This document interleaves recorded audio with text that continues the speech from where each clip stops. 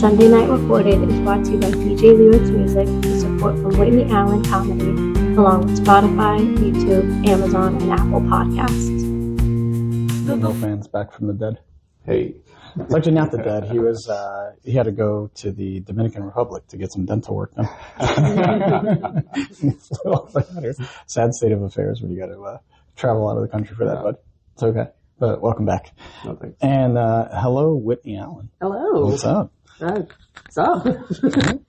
So, for those of you that don't know, Whitney is a stand-up comedian and writer.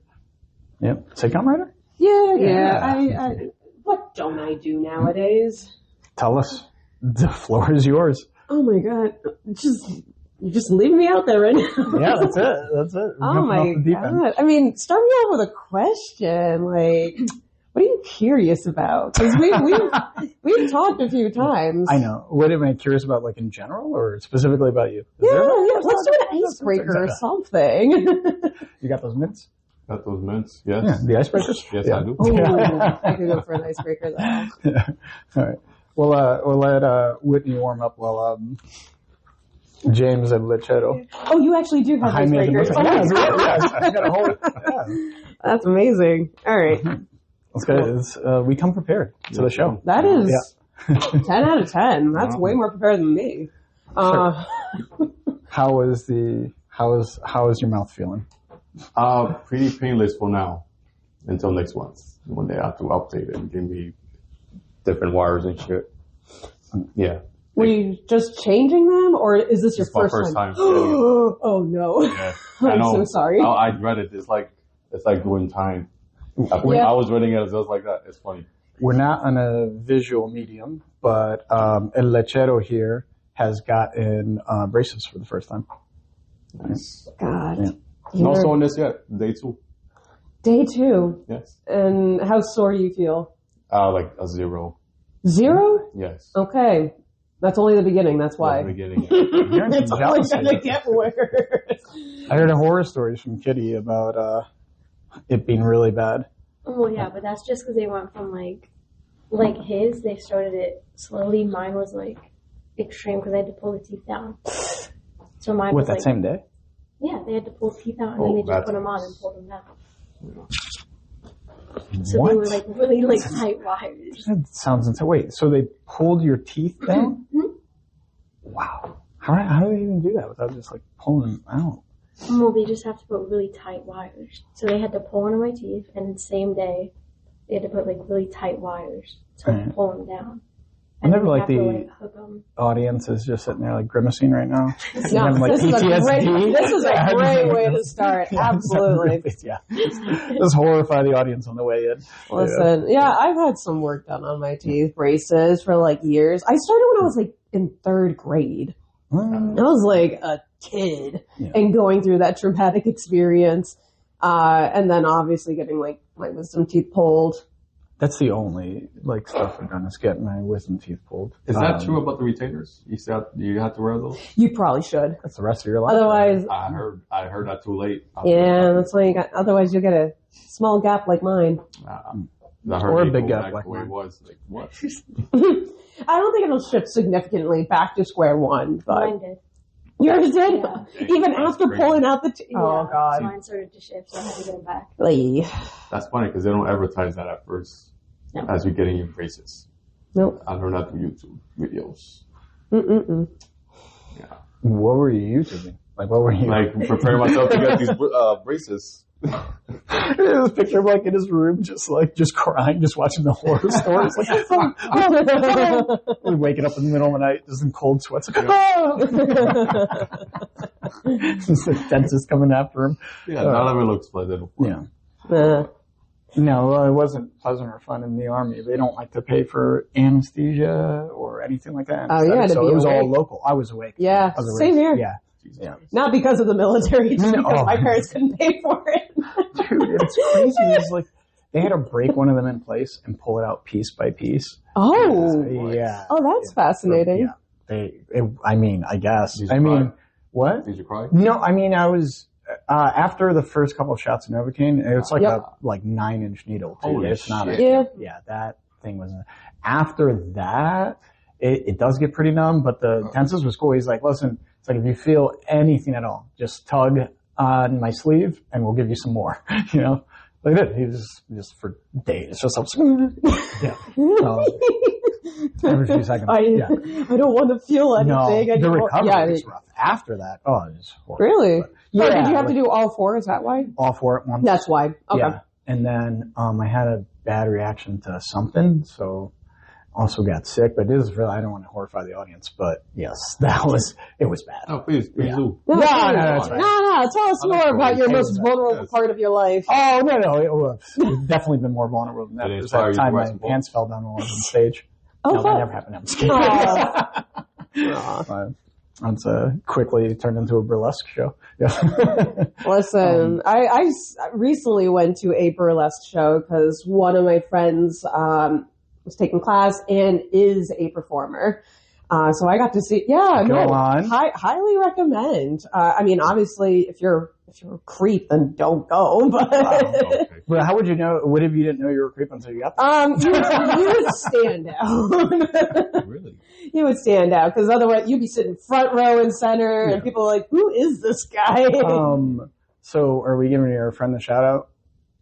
I will say Sarah is also expecting. Oh, there you go. Yeah. Right, so shout out to Sarah on all the above. Yes, absolutely.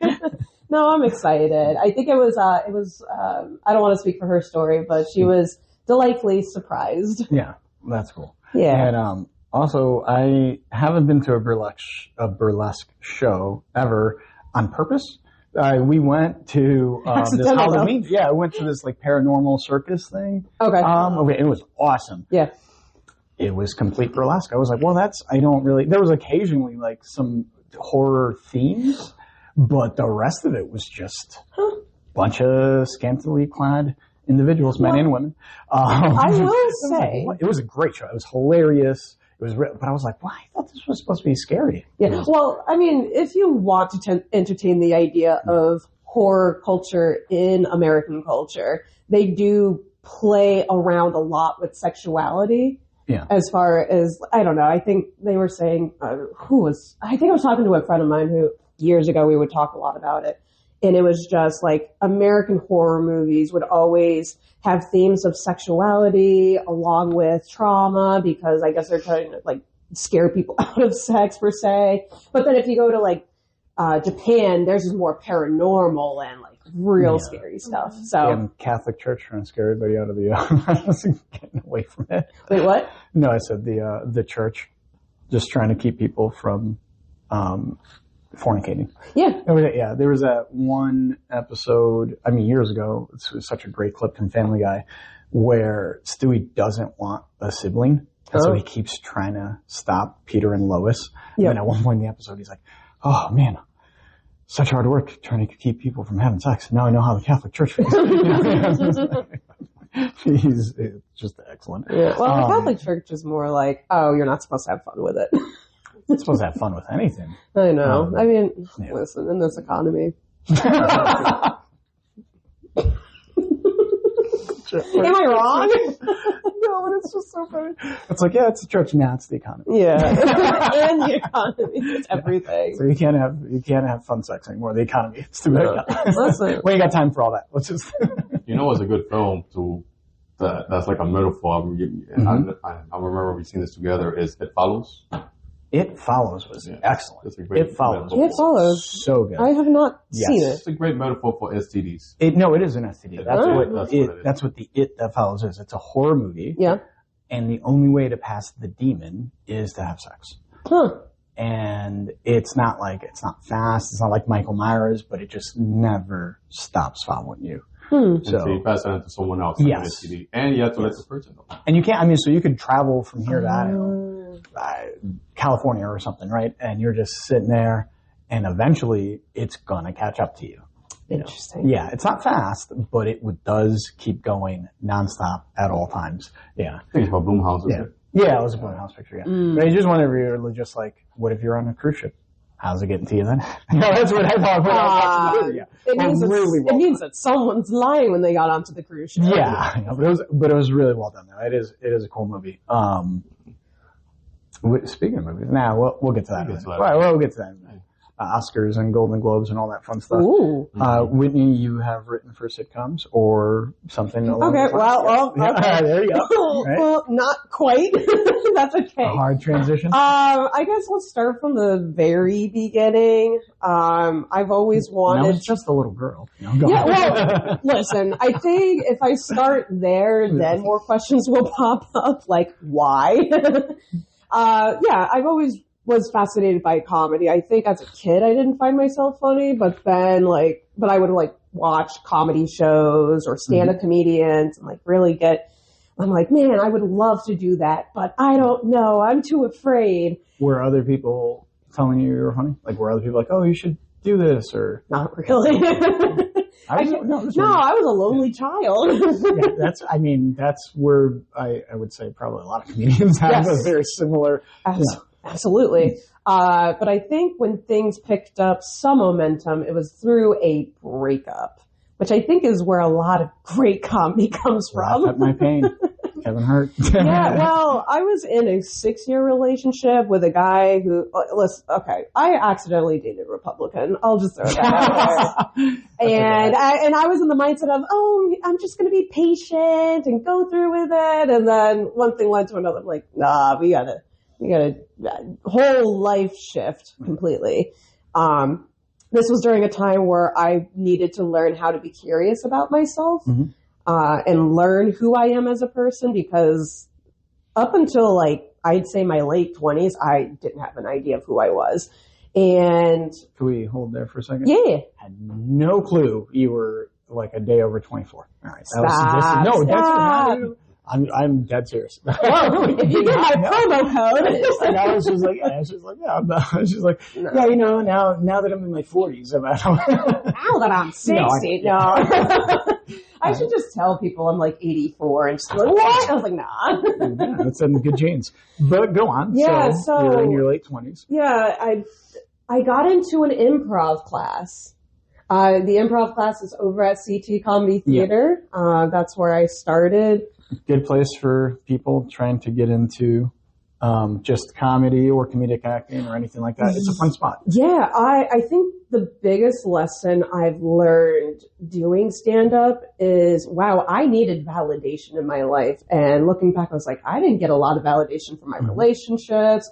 And it wasn't that I didn't have good relationships with my parents. It's just we're kind of quiet people. So I don't really talk to them about my emotions and things like that. I kind of kept a lot of things to myself, but taking an improv class not only gave me the validation I needed to feel comfortable living. I know it sounds really grim. No, go on. But just learning to be curious about myself and just learning the art of improvise.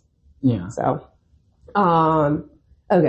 it feels like it's going to be a saga because, so I took a bunch of different improv classes, learning the whole yes and the studio that I've gone to, they have something called Pro, where it's ways to establish a scene with your partner and learning to make bold decisions and gifting. So it's all very improv-y, nerdy stuff. So I was taking a bunch of classes for that. I was also taking sketch writing classes because the studio also would provide sketch writing. So I got into that. Then the pandemic happened. There it is. Yeah. And that's when I needed to pivot. For those, I don't know who. Cliffhanger? No. No, let's hold it. Oh, cliffhanger, okay. We're leaving them at that. That's when she needed to pivot. Come back for the exciting conclusion of what happened to Whitney. All right, we'll be back in a moment.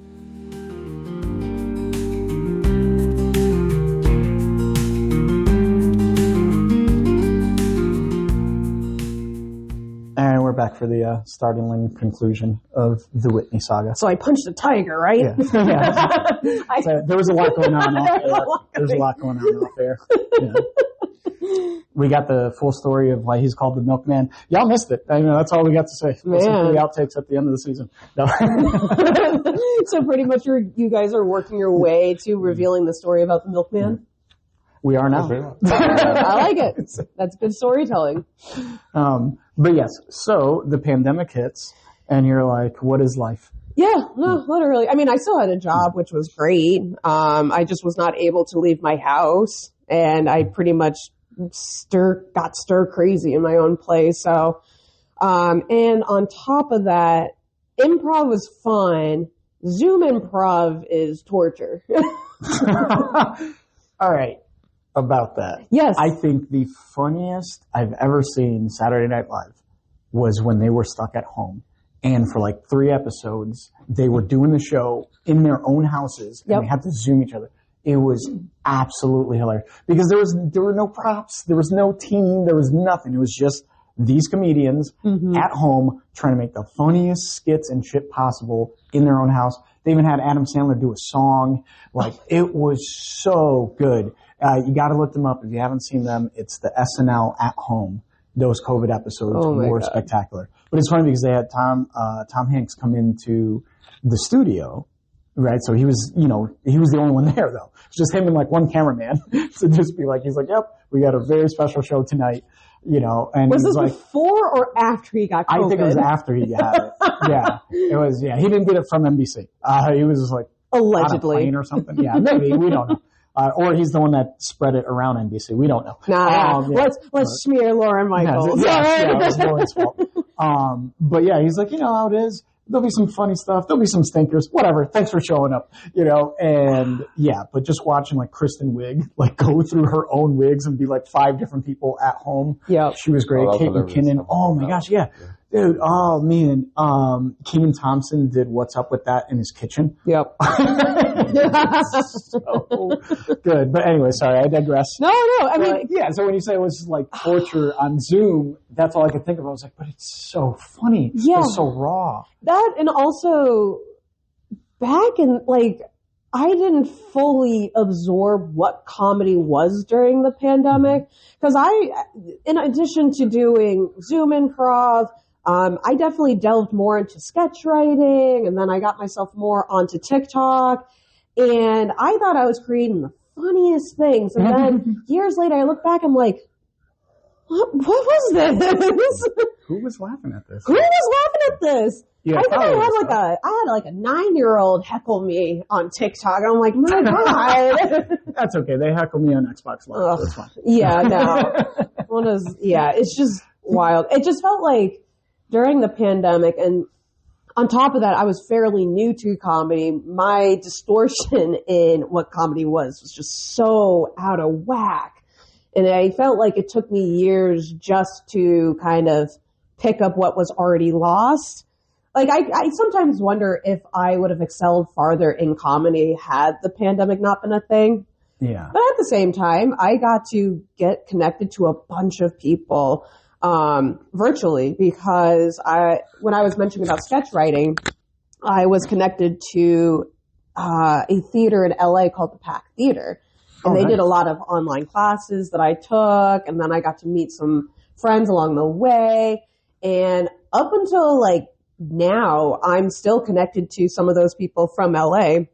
And one project I've been working on is I'm one of the sketch writers for Hot Coffee. It's a sketch. It's like an all black cast of writers, performers, and producers of comedy. So I shouldn't send in my application. Thanks for that.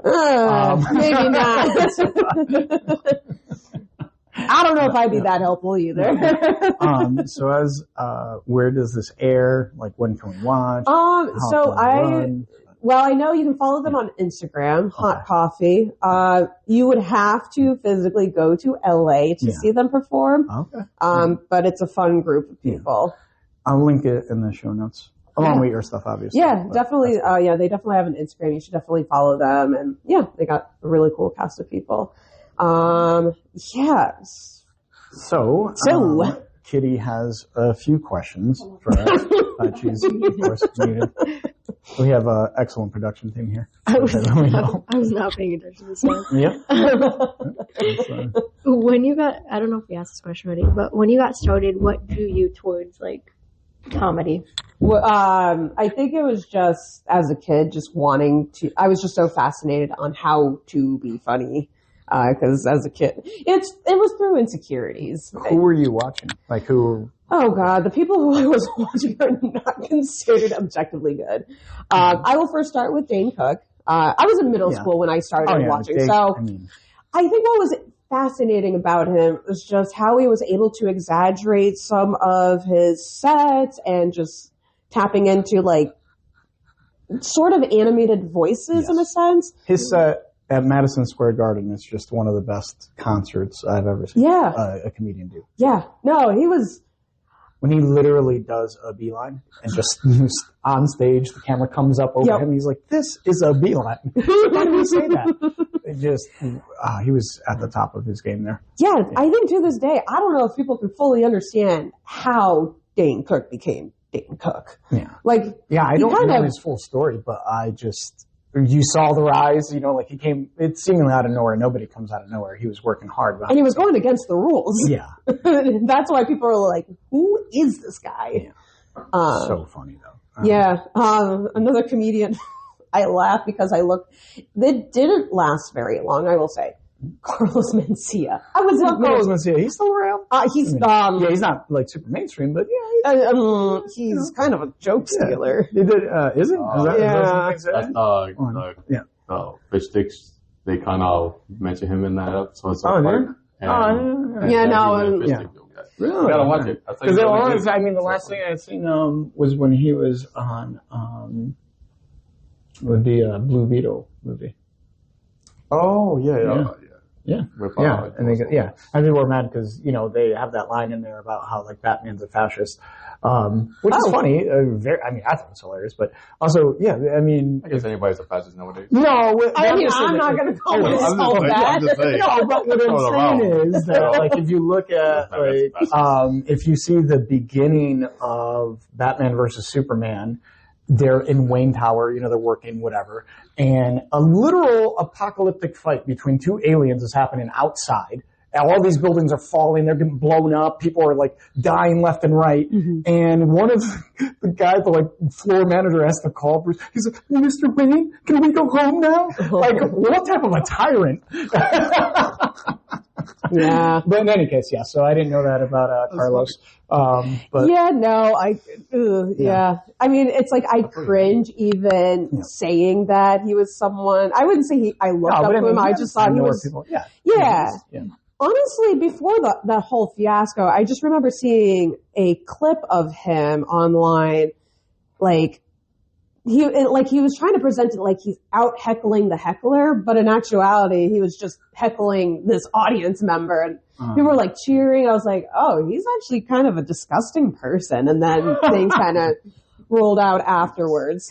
But again, this was middle school. I didn't have a concept of what was funny or what was considered good comedy. I will say things started pivoting a little bit more when I got into watching George Carlin. George Carlin. Yeah, George Carlin's kind of like the big one. I know. Well, a lot of people love to say George Carlin's my favorite. I agree to an extent, but I think people also forget that he's an actor, which is why he is so compelling on stage. Yeah. So when you see a bunch of the open micers, I know I say it in such it's a derogatory term. When you see a bunch of these open micers.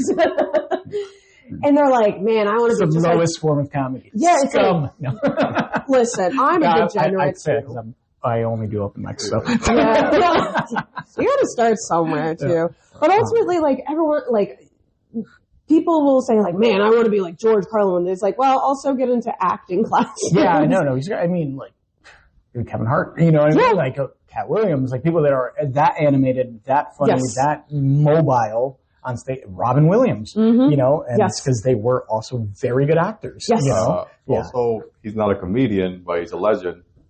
Tupac was an actor / backup dancer. You have to have these are multifaceted people, and that is why we know who they are. You know, and it's not easy. You don't just come at it with one angle.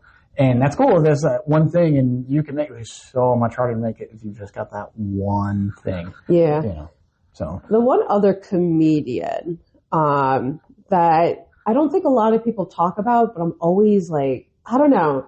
I always brings a smile to my face. Craig Ferguson. You guys know who that Craig is? Ferguson was great. He was amazing. He had the Late Show after. Oh my God, I'm drawing a Yeah, I already drew a blank. No, he had James Corden's spot, but I just drew a blank. It was before James Corden. Yeah. Oh, okay. Yeah, he's the one that had the spot before James Corden. Okay, yeah. So, yep. And then they, like, originally, like, when Letterman went off, it was going to be Ferguson. I guess it was, like, in his contract, but not in his contract. Something happened there. And then they went with Colbert, which was fine. I mean, Colbert is awesome too. But Craig Ferguson had one of the funniest shows I've ever seen. Oh my God. It was so ridiculous. The big inspiration for the nonsense we do here is how wild that show was. And Jeff the Robot, and just go look up clips of Craig Ferguson's talk show. And then the dancing horse. Secretariat is the dancing horse. They had me in tears one time because he kept coming out at the wrong time. And I'm sure it was all staged, but like to the audience, like he kept coming out at the wrong time. And every time he was going to start a segment, this horse just comes trotting out. He's like, not yet. And to clarify, it's not an actual real horse. It's two men in a horse costume. Which makes it even funnier.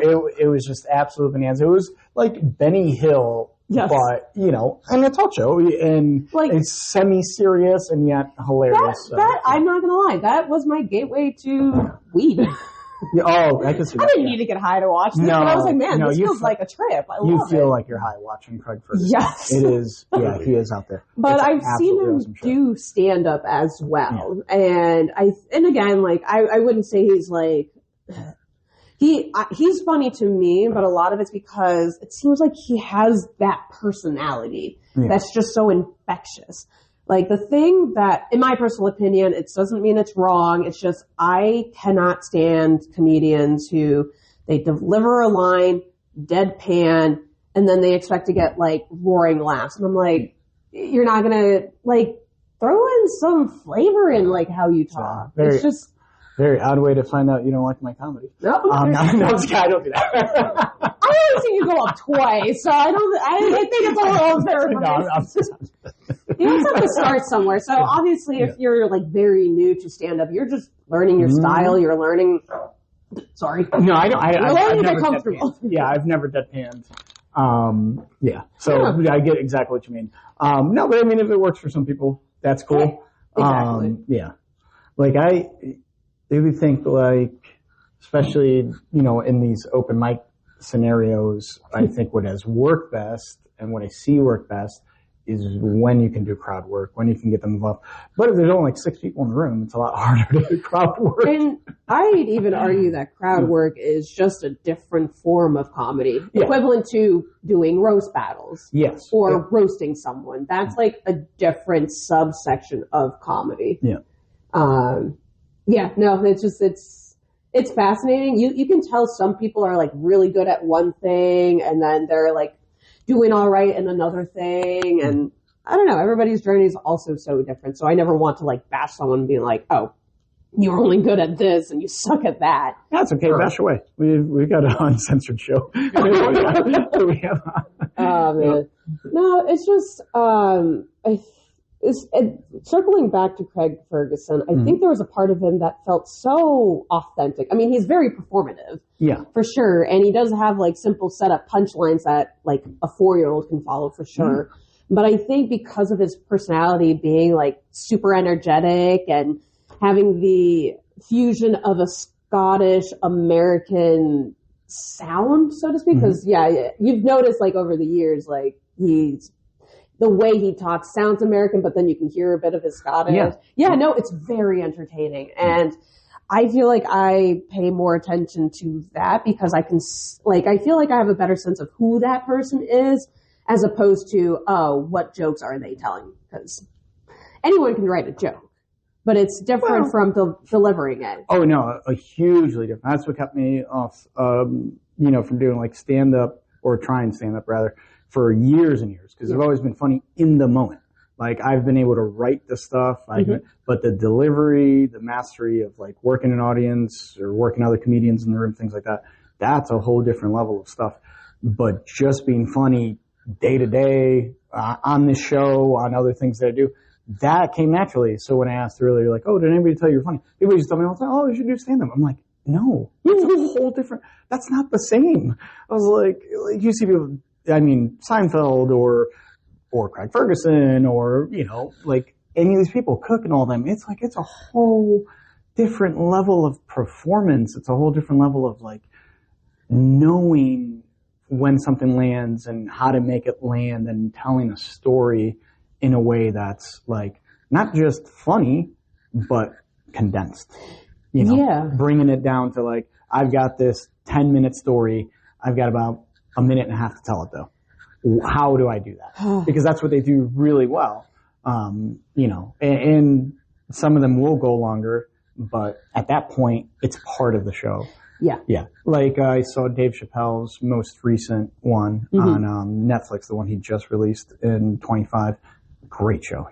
I would say I'm ready to watch. It's so funny. It's so good. But he does tell this one story, and he's like, I've got this long closer. Yeah. He's like, will y'all stay with me? And they were like, yes. And it is. It's like a 20-minute, you know, bit. Yeah. But there's jokes along the way. Yeah. But it's all tied into one thing. Right. And so being able to do that is like, that's just next level. Actually, speaking of which, I recently saw a comedy special. I believe his name is Alex Elderman.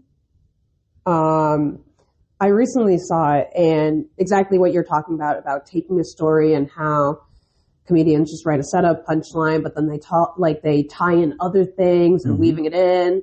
Another example is Mike Birbiglia. He's good about doing that. Yeah, no, it's just, I'm very fascinated by comedians who are able to take a story and weave it in and maintain the momentum of laughing. Yeah. Admittedly, when I started stand-up, now circling back, during the pandemic, I was only doing sketch and improv, Zoom improv. And then I think I got connected to a stand-up comedian on TikTok. I liked her content. I would watch her lives, things like that. And like, we would have overall discussions about comedy itself. And she reached out. She's like, hey, since you're not too far away from the city, let me know when you plan to be in the city. I can show you around the open mic scene. And so I took her up on that offer. And the first time I did stand-up was at a place called Tiny Cupboard in Brooklyn. That's awesome. Yeah, it was fun. Very nerve-wracking at first, but then there's a difference. Like, you can tell when you plan to do stand-up again. And my moment was after I got off stage, I sat down and I was like, that wasn't as bad as I thought. I think I can do better. And then that's when you start chasing that dragon. Yeah, that's when you start having an addiction. And that's when you start relapsing. Because, stand-up, especially if you're someone who gets hooked onto that type of stuff, it is an addiction. You know, I can see that. Mine, like, moment was literally the first time. So Diana Rossini, she's a sports writer. She tells a story of the first time she played golf ever. Like, her family for years and years has like done this tournament, and like some of the people in her family are like semi-pro and all that. So it's a big thing. And this one year, you know, she's already into her 30s, and she's like, you know, I'm going to try it. And she was like, I was amazing. She's like, I did so great. Like, and people were like, oh my God, why haven't you played? And she was like, I don't know. This is crazy. Yeah. And she's like, I went and bought the equipment. I'm doing everything. And then the second time I played, and she was like, just completely different. Yep. And so I was like night and day from my first to second time. The first time I go, and Chad was like, he was like, oh, that's your first time here? I was like, that's my first time ever. He's like, holy shit, you know, but it was a big crowd, and like I was able to play off the crowd, and you know, I was making fun of some of the other comedians there, and it was just a cool ass moment. And I didn't know I was going to do it. Like, I wrote a set Wednesday, I performed Thursday. Yeah. Like, it was just on the moment. I'm like, I'm just going up there. Even while I was sitting there, I wasn't sure I was going up. Yep. And then I turned to my friends. I was like, I might tell some jokes about you. And they're like, you're going up. I'm like, I'm going up. You know, and I went, and I just free-pulled it, you know, and just did the set. Went great. And I was like, holy shit, I got to do that again. And second time there weren't as many people, and it was okay. And I was like, no, that's fine. We'll go, and then it was like third time there was like 3 people. And I was like, oh, this was rough. Yeah. But I will knowing that it's like, that it is good, that it can be good, and that with the right preparation and all that stuff, it's like, but I was like, you know what? It's launching pad. I just want to do other stuff. Also, Remind me again, how long have you been doing stand-up for? Just last summer. I've only been on stage like 9 times. Only 9 times? Yeah. Okay, so you're still very, very new. Oh, yeah, I'm right behind the ears, as they say. No, I mean, there's so many things that I can say about stand-up. I think one of my favorite advice that I've gotten in pursuing stand-up is one day you're going to be at the level. It's going to probably take about 5 years just to be comfortable on stage. Mm-hmm. And in addition to that, over the years, you're eventually going to learn to not give a shit about what others in the room are going to think, but you're going to give a fuck about what you perform. Yeah, and that's all that matters. Because you're still putting time and energy into what you're but I also, I don't give a shit. I feel bad. I just don't give a shit about, some of the comedians in the scene. I can tell, these are already people who, I'll be honest, these are people who don't typically like me. Yeah. I mean, I'm sure they respect me. They'll talk to me, so it's not out of malice, but they don't give a shit, and that's okay. I know I'm not for everyone. I know there are some comedians who think that I'm overall weak with my writing, but it's also my type of writing is a little bit different from someone who is trying to do laughs per minute, which is I don't know if you guys are familiar with laughs per minute. Some comedians, the school of thought is you want to write your jokes as short and as quick as possible so you can get more laughs from the room. Mm-hmm. I think that's a very business approach to it. It's not wrong, but it's very it almost feels capitalistic. Because it's so difficult. Really quick. To people that have gotten it right, I know 2. Daniel Tosh and Jesselnick. That's it. Those are the 2 people that I've seen that can just ramble off the jokes, and they are hitting every single time. And Rife does this sometimes, but he does it with the crowd. But those 2 guys, Jesselnick and Tosh, are just joke. Yeah. That's hard, but that's the whole point. Like you were saying, if you're going for that, you're missing more often than not. Yeah. I mean, it's not to say that abandon it altogether. I think it's good to be exposed to not all strategies, but also all comedies. It's kind of weird for me to bump into some stand-up comedians who are I only do stand-up. I'm you're not interested in the other forms of comedy. I mean, I'm not saying they need to be their favorites. Yeah. I'm not saying you need to make improv your favorite form of comedy, but you're not gonna try. Yeah. You're not gonna learn something from it. Honestly, the thing that helped me get out of the rut for me, or out of the, what's the word? I suppose writer's block for the sake of stand-up. I did a clown workshop. Which sounds absurd. I think that's the point. No? Yeah, well, I think that's the thing, because when I took this workshop, it was a 3-hour workshop, CT Comedy Theater provided it. They had someone come in, and I needed to sign up for that class because I'm man, things are not going right or not sitting right when you're taking stand-up too seriously. Yeah, it's supposed to be fun. It's supposed to be fun. Yes, it's supposed to be silly, but I think there were times where I was man, I was getting too much into I did really bad and I suck. You see a lot of comedians do that. And taking that clown class really got me to just think a little outside the box and just kind of take a step back and be you know what? If it's stupid, it's stupid. Yeah. But that's fun. Yes. I mean, you don't want something to be just super serious because then that defeats the whole purpose of comedy. Yeah. So I know for me, and listen, I know some people, when they hear me talk about doing stand-up and what I've learned about stand-up, some people do, not everyone. Some people shut down. They're no, I don't want to hear it. Yeah. I don't want to hear it. It's okay. So that's just some of the things, and I get it, because I think for me, I do kind of come off a little pretentious about it, but I don't necessarily mean to, because... She says as she Comes in here with a Yale sweater on. Listen, this is just my work uniform. It's my work uniform. Yeah, I don't know. I think I've also been doing comedy for a long time. Yes, stand-up almost 5 years. Mm-hmm. But as I mentioned earlier, improv back in 2019, I can't do the math in my head, but that's a long enough time to be fully submerged in comedy. I do not recall a day where I have not been thinking about comedy. So, if you add the years, I think to some extent I know what I'm talking about. Now, have I made it big and got onto SNL? No. I did apply. Hey-o. I did get a thank you email though, so that was kind of cool. That is pretty awesome. I didn't think I was going to get it. Signed by Lauren? Yeah. No, I think it was like one of the PAs or something. But hey, they could have just easily been like... Send out letterhead. Come on, Lauren. Yeah. I know. Honestly, I don't know if I would have wanted. No, let's hold it there. Yeah. And then we'll be back with the advice and all the good stuff. Yes. You want to be real, son? No. Yeah. All right, we'll be back right after this.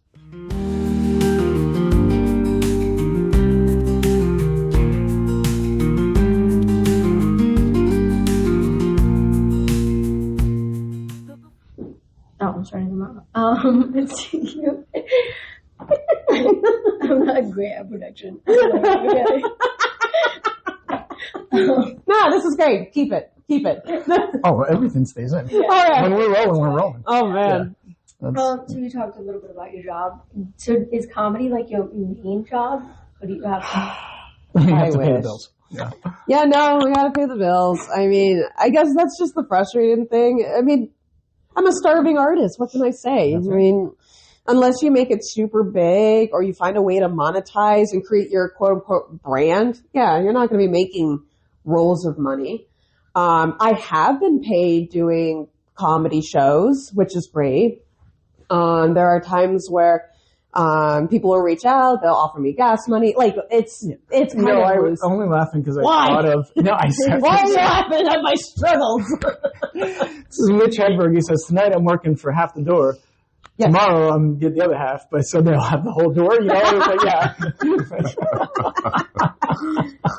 Oh man! Oh, rest in peace, Mitch. Yeah, what a fantastic. No, honestly, going back to the one-liners, I think no doubt he was. Oh, he was the absolute best. I know Jezelnik came runner-up, but I think growing up when I saw his stuff, I was like, ugh.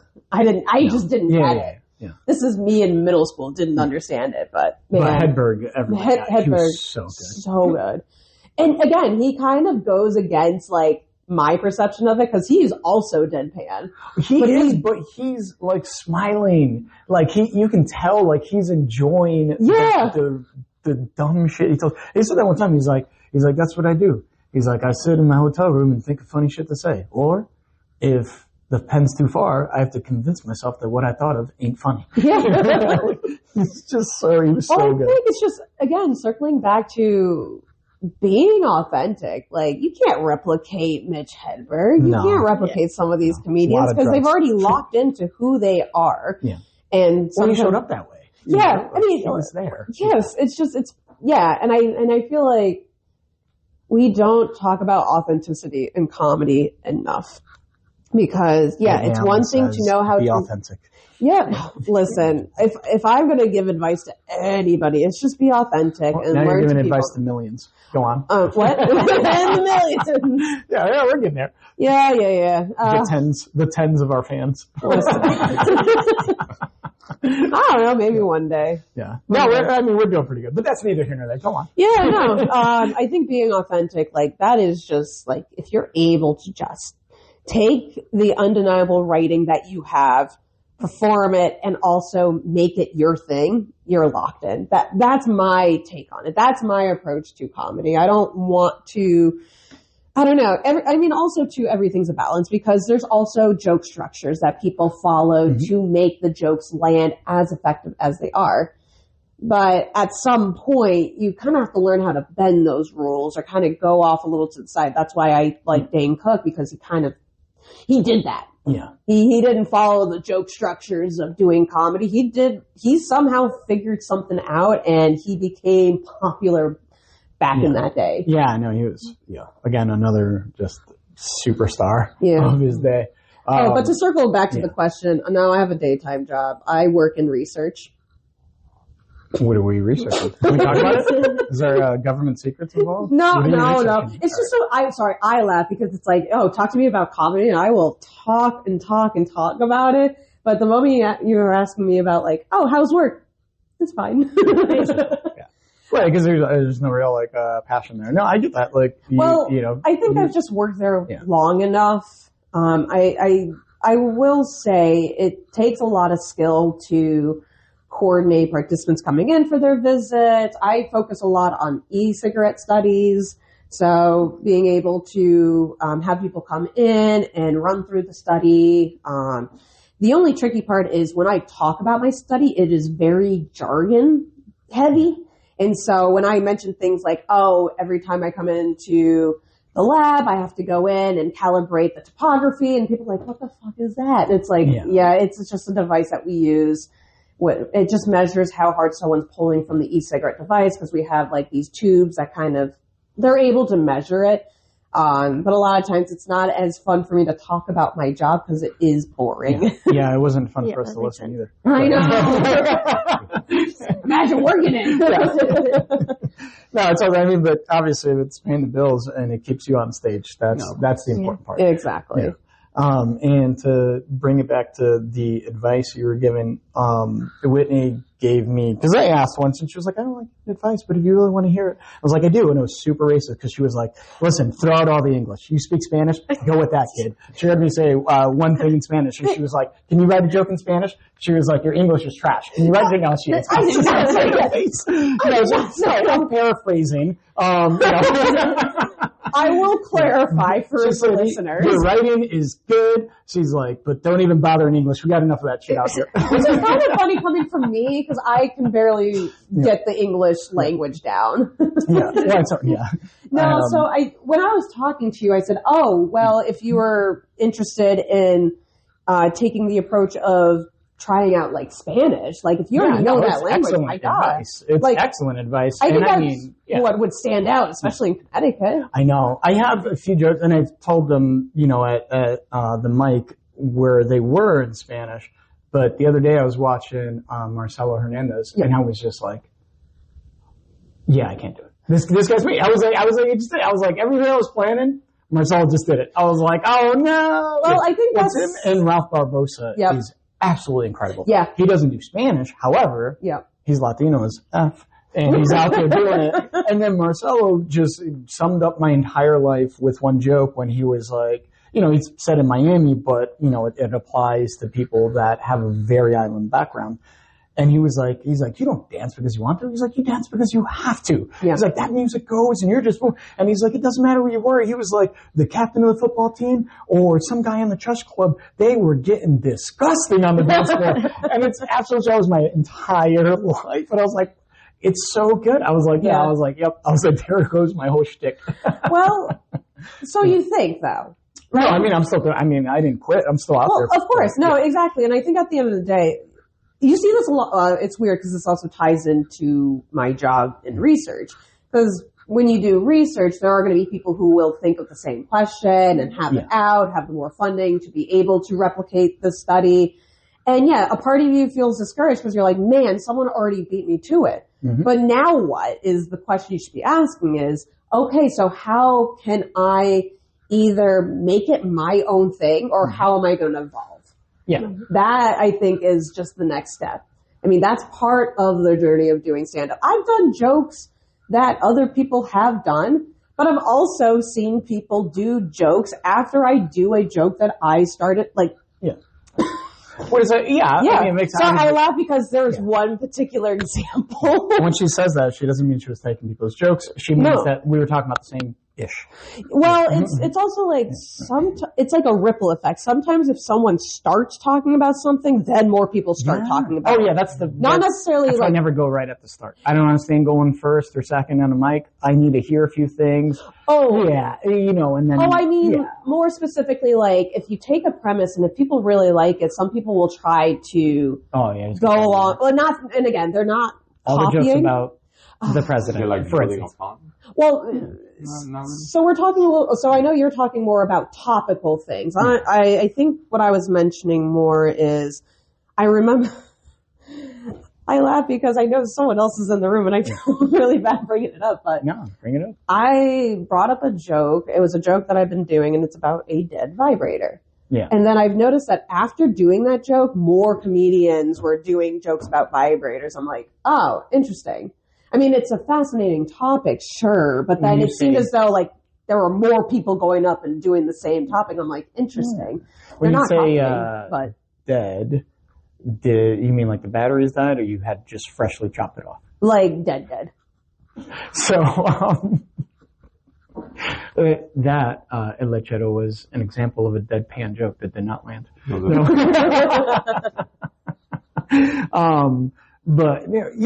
But they say, imitation is the highest form of flattery. And I think what also is happening is sometimes if someone says something, you're like, that inspires me to write up this. Yeah. And I think that's what happens. And I've seen that happen a couple of times where, and then setups. In the recent jokes, I've started noticing a lot of the guys after I go up, because I don't know if you're familiar with one of the jokes I do. It's a joke about like, someone slid into my DMs and wants me to come over, and all of a sudden he sends me a text message saying, yippee! Which always gets a laugh. And then I've noticed, especially recently, a male comedian who comes right after me will always rebuttal after my joke to add in something. So I'm like, that's actually kind of interesting that maybe some of the things that I say on stage have some form of impact. I'm not trying to be arrogant. It's just, I think it's fascinating how that works. Yeah. No, they hit. I've liked that. I remember, one of the comedians, he went after me. I asked this question to the audience, right? And it was just one of those nights where there were too many people, so people are always scared to get involved. They're scared to laugh, but then they'll chuckle to themselves or something. And then, so he sat and he came on after me and he called out someone, like not in a way that I would. It was a more aggressive, not like he wasn't like cursing them out, but he was like, you, specifically you. Yeah. And he asked the question. He was like, why didn't you answer what he asked? And it was like, but I learned in that moment, I was like, I'm calling people out directly. Yeah. I'm not tossing it to the room. If I want a question, and I learned that, I learned that in that moment, and I really appreciated it that he did it. And then I circled back, and like the next time I was up, I had a specific setup. Yep. And I was like, I need a white guy for the setup, so I'm picking one out. Yep. And I did, yeah. And, he was either going to There's an abundance of them. There are, yes, especially in West Hartford.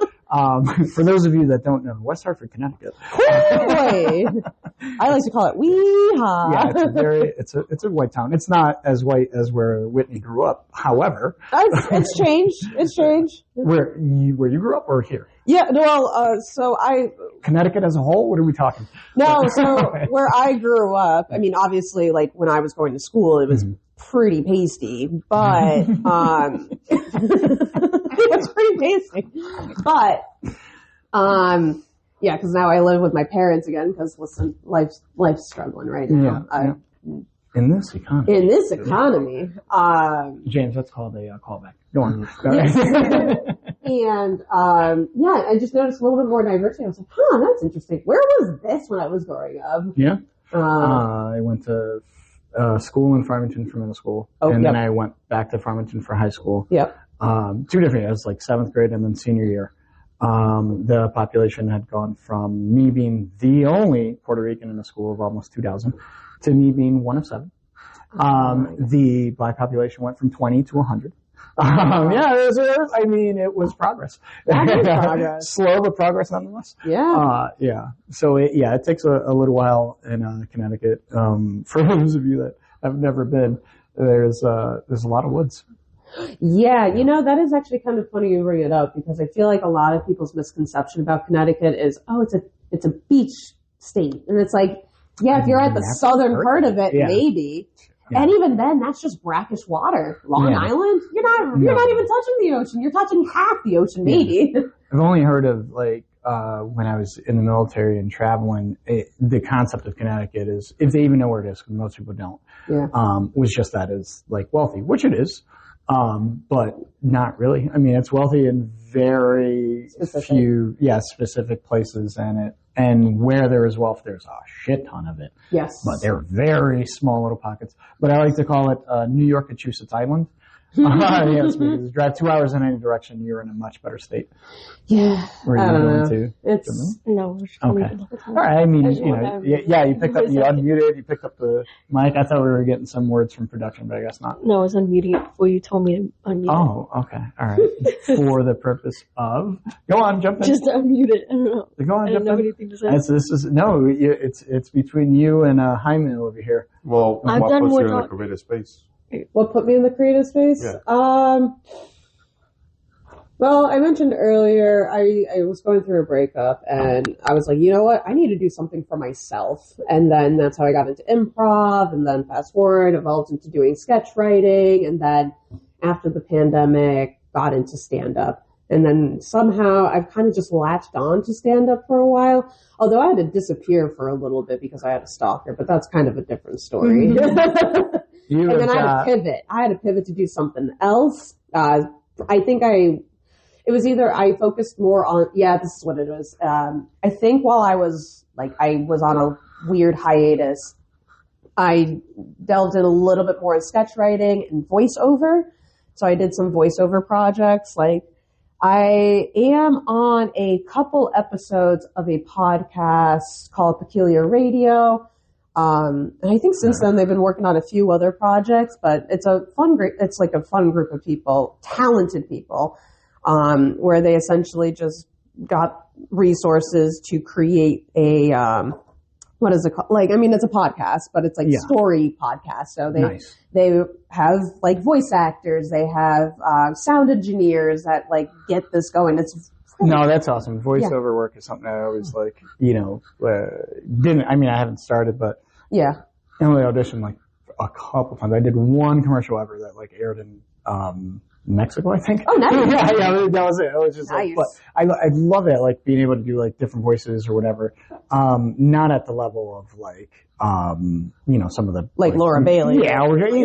Famous comedians. But give us a voice. Good. Oh. Yeah, come on the spot. No, we got 60 seconds left. Let's 60 seconds left? Pretty much. Oh my God, no. Tell us about your stalker in a voice. How about that?